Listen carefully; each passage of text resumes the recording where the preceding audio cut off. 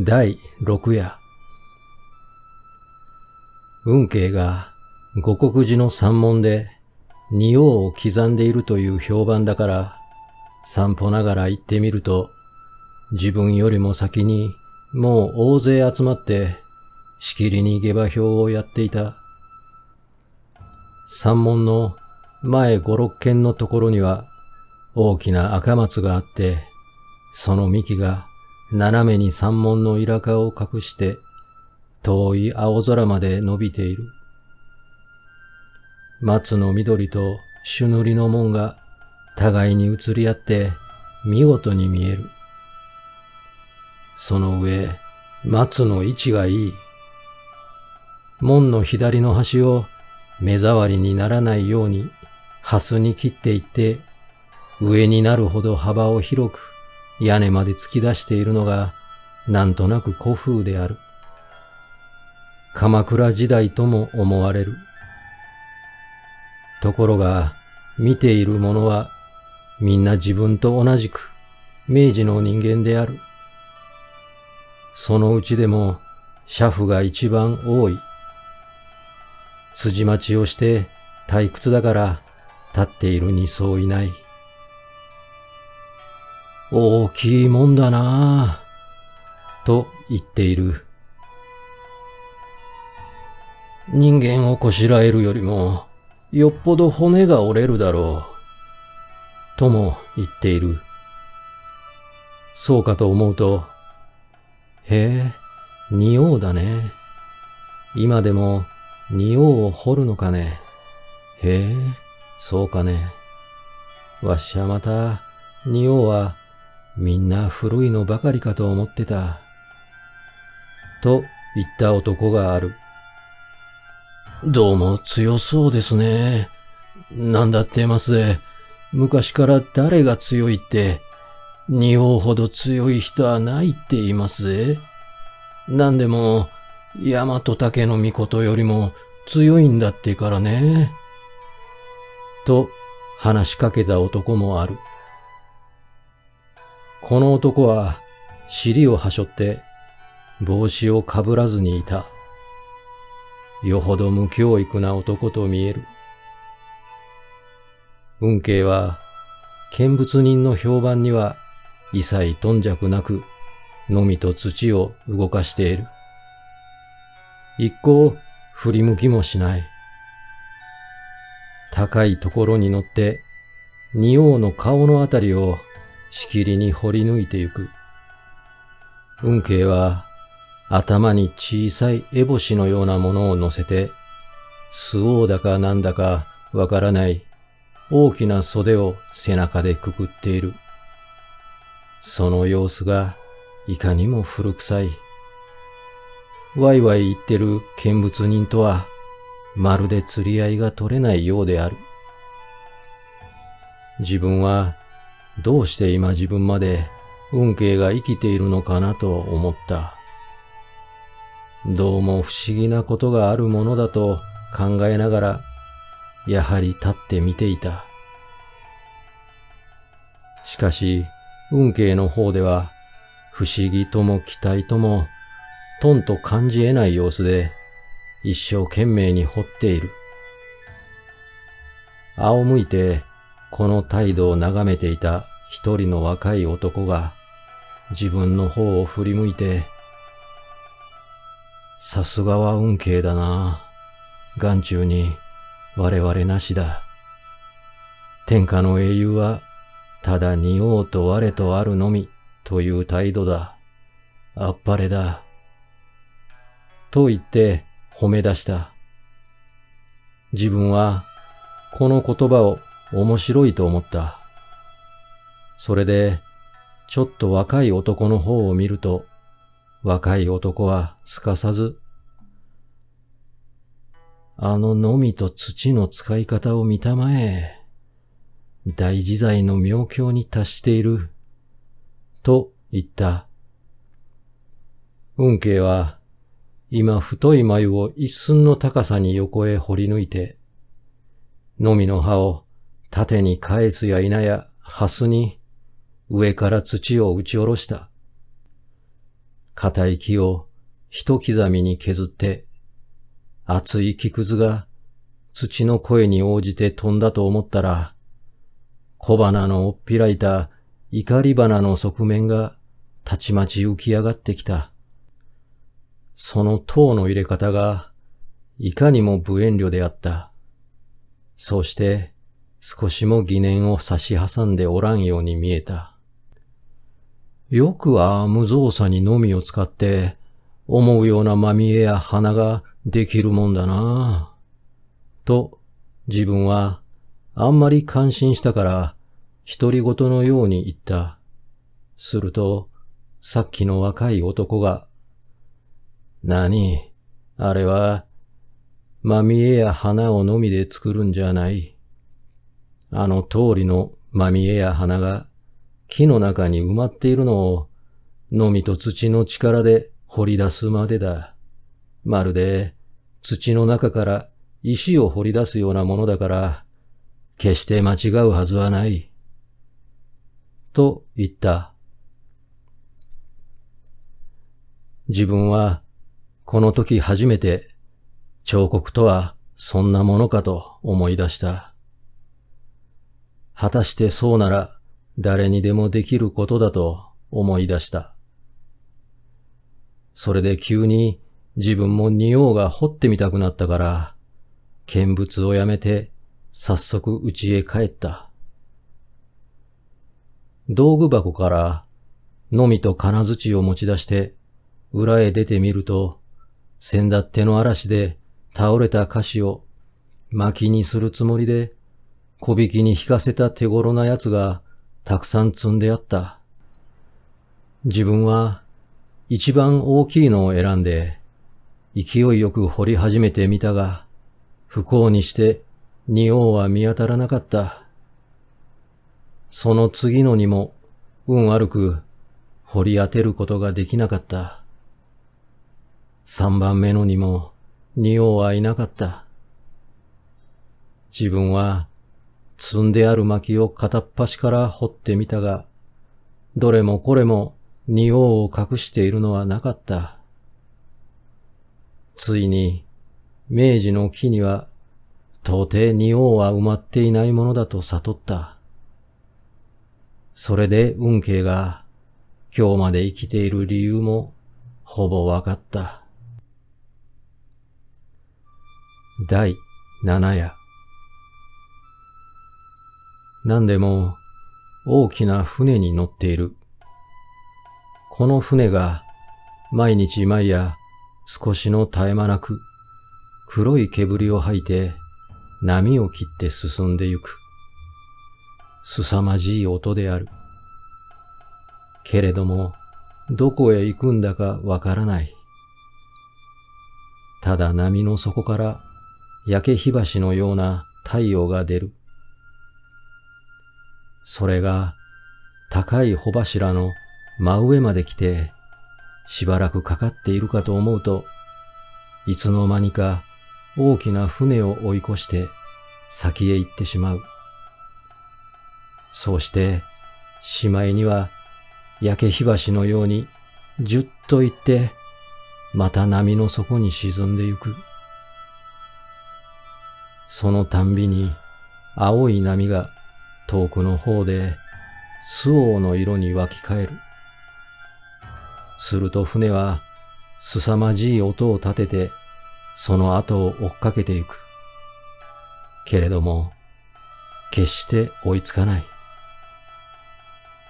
ある時自分は船の男を捕まえて聞いてみた。この船は西へ行くんですか？船の男は怪訝な顔をしてしばらく自分を見ていたが、やがて、なぜ？と問い返した。落ちてゆく日を追いかけるようだから。船の男はカラカラと笑った。そして向こうの方へ行ってしまった。西へ行く日の果ては東か、それはほんまか。東出る日のお里は西か、それもほんまか。身は波の上、梶枕、流せ流せ、と生やしている。へさきへ行ってみたら、水夫が大勢寄って太い穂綱をたぐっていた。自分は大変心細くなった。いつおかえ上がれることかわからない。そうしてどこへ行くのだか知れない。ただ黒い煙を吐いて波を切ってゆくことだけは確かである。その波はすこぶる広いものであった。際限もなく青く見える。時には紫にもなった。ただ、船の動く周りだけはいつでも真っ白に泡を吹いていた。自分は大変心細かった。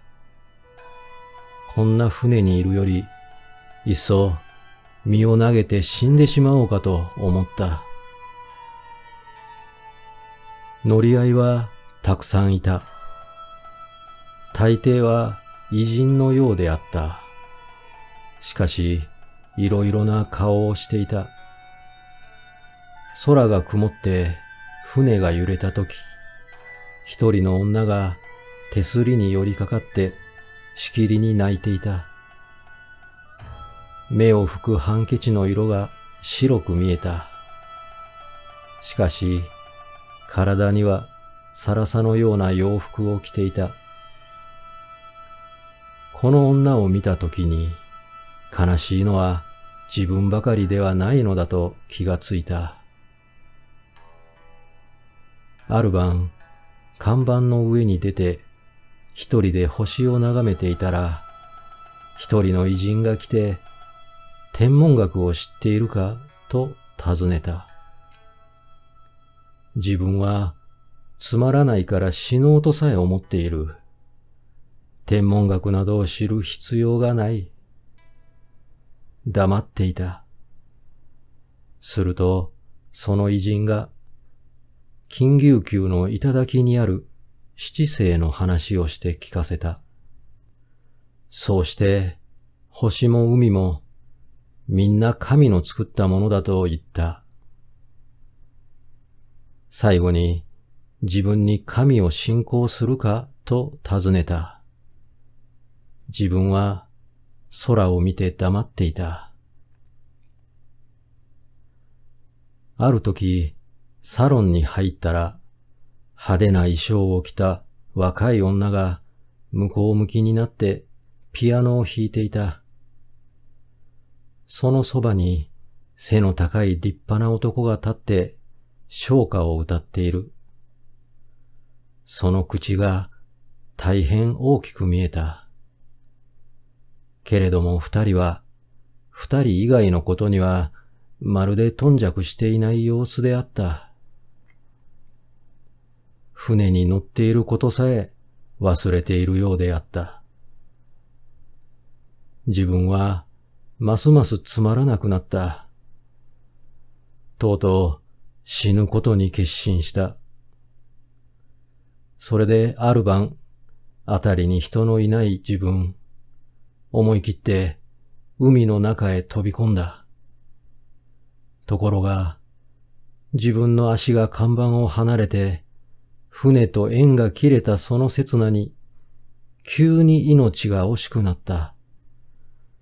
心の底からよせばよかったと思った。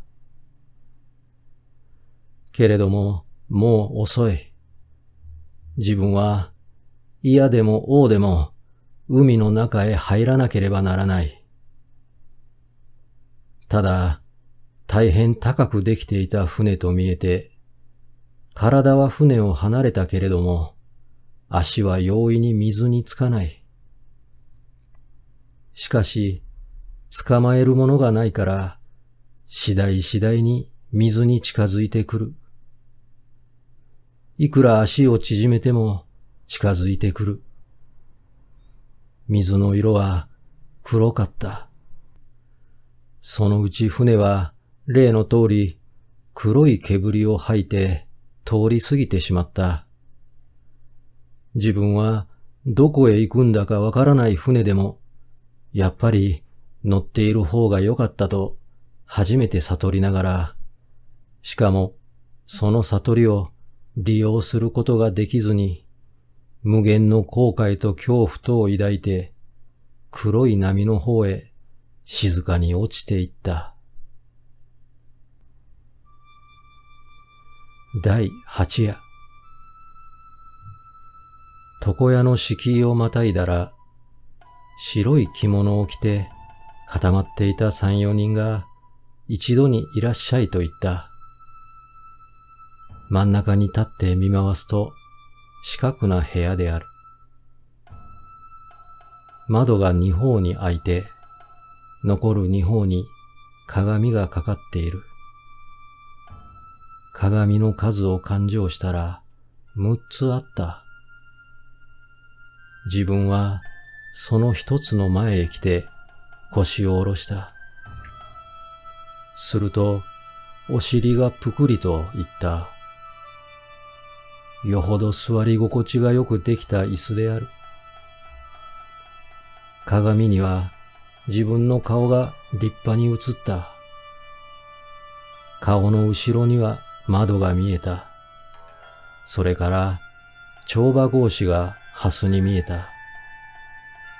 格子の中には人がいなかった。窓の外を通る往来の人の腰から上がよく見えた。正太郎が女を連れて通る。正太郎はいつの間にかパナマの帽子を買ってかぶっている。女もいつの間にこしらえたものやらちょっとわからない。双方とも得意のようであった。よく女の顔を見ようと思ううちに通り過ぎてしまった。豆腐屋がラッパを吹いて通った。ラッパを口へあてがっているんで、ほっぺたが蜂に刺されたように膨れていた。膨れたまんまで通り越したものだから気がかりでたまらない。生涯蜂に刺されているように思う。芸者が出た。まだお作りをしていない。島田の根が緩んで、なんだか頭に締まりがない。顔も寝ぼけている。色艶が気の毒なほど悪い。それでお辞儀をして、どうもなんとかですと言ったが、相手はどうしても鏡の中へ出てこない。すると、白い着物を着た大きな男が自分の後ろへ来て、ハサミと櫛を持って自分の頭を眺め出した。自分は薄い髭をひねって、どうだろう、ものになるだろうかと尋ねた。白い男は何も言わずに、手に持った琥珀色の櫛で軽く自分の頭を叩いた。さあ、頭もだがどうだろう、ものになるだろうか、と自分は白い男に聞いた。白い男はやはり何も答えずに、チャキチャキとハサミを鳴らし始めた。鏡に映る影を一つ残らず見るつもりで目を見張っていたが、ハサミの鳴るたんびに黒い毛が飛んでくるので恐ろしくなってやがて目を閉じた。すると白い男がこう言った。旦那は表の金魚売りをご覧なすったか？自分は見ないと言った。白い男はそれぎりでしきりとハサミを鳴らしていた。すると、突然大きな声で、危ねえと言ったものがある。はっと目を開けると、白い男の袖の下に自転車の輪が見えた。人力の火事棒が見えた。と思うと、白い男が両手で自分の頭を押さえて、うんと横へ向けた。自転車と人力車はまるで見えなくなった。ハサミの音がチャキチャキする。やがて白い男は自分の横へ回って耳のところを刈り始めた。毛が前の方へ飛ばなくなったから安心して目を開けた。泡餅や、餅や、餅や、という声がすぐそこでする。小さい杵をわざと臼へ当てて、拍子を取って餅をついている。泡餅屋は子供の時に見たばかりだから、ちょっと様子が見たい。けれども、泡餅屋は決して鏡の中に出てこない。ただ、餅をつく音だけする。自分は、ある竹の視力で鏡の角を覗き込むようにしてみた。すると、帳場格子のうちに、いつの間にか一人の女が座っている。色の浅黒い、まみえの濃い、大柄な女で、髪をイチョウ返しに結って、黒ジュスの半襟のかかった素合わせで、縦膝のまま、札の勘定をしている。札は10円札らしい。女は長いまつげを伏せて、薄い唇を結んで、一生懸命に札の数を読んでいるが、その読み方がいかにも早い。しかも、札の数はどこまで行っても尽きる様子がない。膝の上に乗っているのは、たかだか100枚ぐらいだが、その100枚が、いつまで勘定しても100枚である。自分は、呆然として、この女の顔と10円札を見つめていた。すると、耳の元で白い男が大きな声で、洗いましょう、と言った。ちょうどうまい折だから、椅子から立ち上がるや否や、帳場格子の方を振り返ってみた。けれども、格子のうちには女も札も何にも見えなかった。台を払って表へ出ると、角口の左側に小判なりの桶が5つばかり並べてあって、その中に赤い金魚や斑入りの金魚や痩せた金魚や太った金魚がたくさん入れてあった。そうして金魚売りがその後ろにいた。金魚売りは自分の前に並べた金魚を見つめたまま、頬杖をついてじっとしている。騒がしい往来の活動にはほとんど心を止めていない。自分はしばらく経ってこの金魚売りを眺めていた。けれども自分が眺めている間、金魚売りはちっとも動かなかった。第9夜。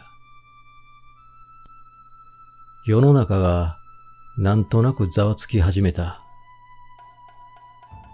今にも戦が起こりそうに見える。焼け出された裸馬が夜昼となく屋敷の周りを荒れ回ると、それを夜昼となく足軽どもがひしめきながら追っかけているような心持ちがする。それでいて家のうちは静として静かである。うちには若い母と3つになる子供がいる。父はどこかへ行った。父がどこかへ行ったのは月の出ていない夜中であった。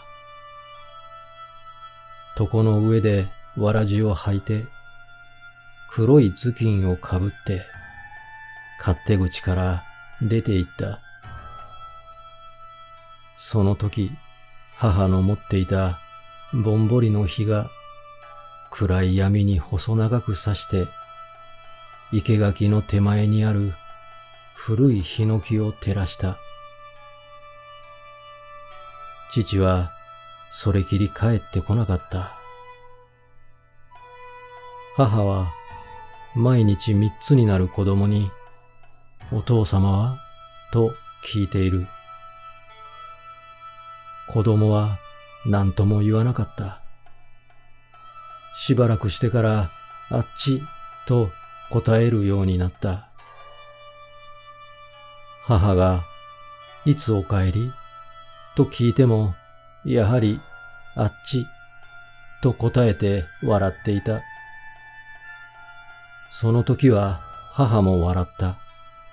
そうして今にお帰りという言葉を何遍となく繰り返して教えた。けれども子供は今にだけを覚えたのみである。時々はお父様はどこと聞かれて今にと答えることもあった。夜になってあたりが静まると、母は帯を締め直して、サメ鞘の短刀を帯の間へ刺して、子供を細帯で背中へ背負って、そっとくぐりから出て行く。母はいつでも草履を履いていた。子供はこの草履の音を聞きながら、母の背中で寝てしまうこともあった。土塀の続いている屋敷町を西へ下って、だらだら坂を降り尽くすと、大きなイチョウがある。このイチョウを目印に右に切れると、一丁ばかり奥に石の鳥居がある。片側は田んぼで、片側は熊笹ばかりの中を鳥居まで来て、それを潜り抜けると、暗い杉の木立になる。それから20軒ばかり敷石伝いに突き当たると、古い拝殿の階段の下に出る。ネズミ色に洗い流された賽銭箱の上に、大きな鈴の紐がぶら下がって、昼間見ると、その鈴のそばに八幡宮という額がかかっている。八の字が、鳩が2羽向かい合ったような書体にできているのが面白い。その他にもいろいろの額がある。大抵は家中の者の射抜いた金敵を射抜いた者の名前に添えたのが多い。たまには太刀を収めたものもある。鳥居をくぐると、杉の梢でいつでもフクロウが鳴いている。そうして、冷や飯草履の音がピチャピチャする。それが拝殿の前でやむと、母はまず鈴を鳴らしておいて、すぐにしゃがんで柏手を打つ。大抵は、この時、フクロウが急に鳴かなくなる。その時、母は一心不乱に夫の無事を祈る。母の考えでは、夫が侍であるから、弓矢の神の八幡へ、こうやって是非ない願をかけたら、よもや聞かれぬ道理はなかろうと、一途に思い詰めている。子供は、よくこの鈴の音で目を覚まして、あたりを見ると真っ暗だものだから、急に背中で泣き出すことがある。その時、母は口の中で何か祈りながら、背を振ってあやそうとする。すると、うまく泣き止むこともある。また、ますます激しく泣き立てることもある。いずれにしても、母は容易に立たない。一通り、夫の身の上を祈ってしまうと、今度は、補装尾を解いて、背中の子をすりおろすように、背中から前へ回して、両手に抱きながら、拝殿を登っていって、いい子だから、少しの間、待っておいでよ。と、きっと自分の頬を子供の頬へすりつける。そうして、補装尾を長くして子供を縛っておいて、その片端を拝殿の欄干にくくりつける。それから、段々を降りてきて、20軒の敷石を行ったり来たり、お百度を踏む。拝殿にくくりつけられた子は、暗闇の中で、補装尾の丈の許す限り、広縁の上を這い回っている。そういう時は母にとって甚だ楽な夜である。けれども、縛った子にひいひい泣かれると、母は気が気でない。お百度の足が非常に速くなる。大変息が切れる。仕方のないときは、中途で拝殿へ上がってきて、いろいろ透かしておいて、またお百度を踏み直すこともある。こういうふうに、幾晩となく母が気をもんで、夜の目も寝ずに心配していた父は、とくの昔に老子のために殺されていたのである。こんな悲しい話を夢の中で母から聞いた。第10夜。正太郎が女にさらわれてから7日目の晩にふらりと帰ってきて、急に熱が出てどっと床についていると言って、健さんが知らせに来た。正太郎は町内一の講談師で、至極善良な正直者である。ただ一つの道楽がある。パナマの帽子をかぶって、夕方になると、水菓子屋の店先へ腰をかけて、往来の女の顔を眺めている。そうして、しきりに感心している。その他には、これというほどの特色もない。あまり女が通らないときは、往来を見ないで、水菓子を見ている。水菓子にはいろいろある。水蜜糖や、リンゴや、ビワや、バナナをきれいにカゴに持って、すぐ土産物に持っていけるように、2列に並べてある。正太郎は、このカゴを見ては、きれいだと言っている。商売をするなら、水菓子屋に限ると言っている。そのくせ自分は、パナマの帽子をかぶってぶらぶら遊んでいる。この色がいいと言って、夏みかんなどを品評することもある。けれども、かつて銭を出して水菓子を買ったことがない。ただでは無論食わない。色ばかり褒めている。ある夕方、一人の女が不意に店先に立った。身分のある人と見えて立派な服装をしている。その着物の色がひどく正太郎の気に入った。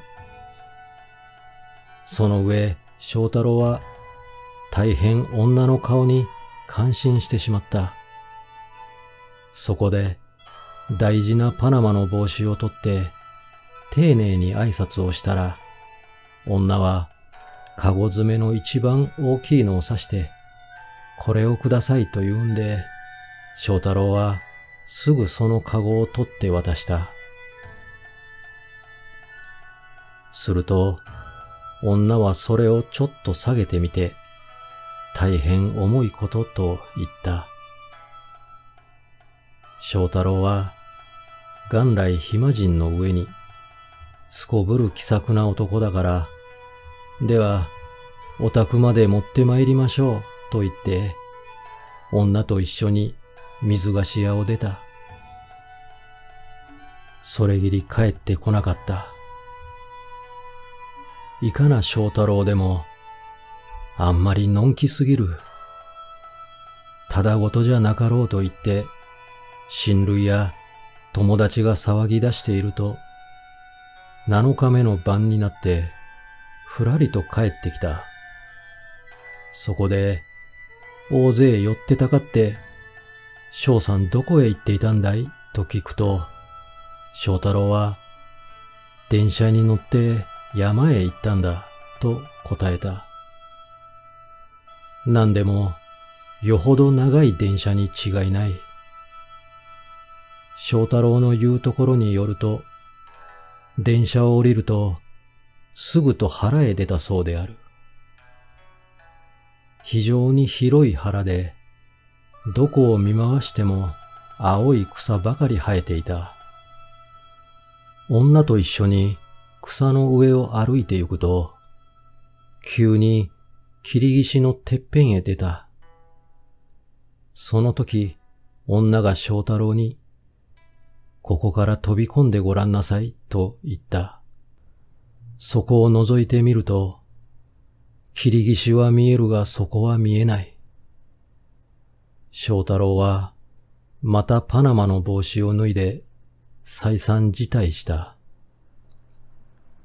すると女が、もし思い切って飛び込まなければ、豚に舐められますが、ようござんすかと聞いた。